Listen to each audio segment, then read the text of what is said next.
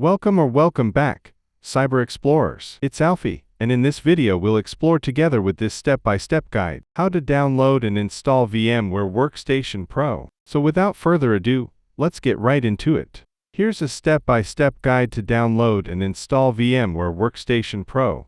Make sure virtualization support is turned on in the BIOS or UEFI. Download VMware Workstation Pro. Go to the VMware Workstation Pro download page. Register for a free personal use license, or purchase a commercial license if needed. Download the installer file for your operating system.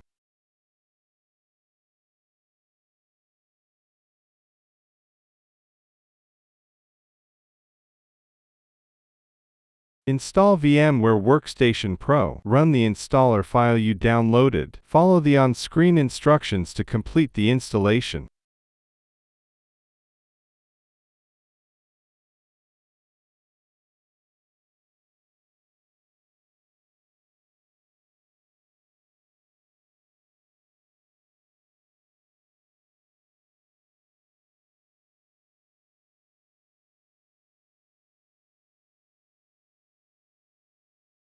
Now you can open VMware Workstation Pro or VMware Workstation Player from the Start menu. For basic needs, if you need to run a single VM for personal use or simple tasks, VMware Player should suffice. For advanced needs, if you require advanced features, need to run multiple VMs, or use it for professional purposes, VMware Workstation Pro is the better choice. That's it. You should now have VMware Workstation Pro installed and ready to use. And that's it for today. If you found this video helpful, please give it a thumbs up, consider subscribing, and don't forget to activate the notification bell so you won't miss out on any new uploads. Thank you for watching. Until next time, see you later.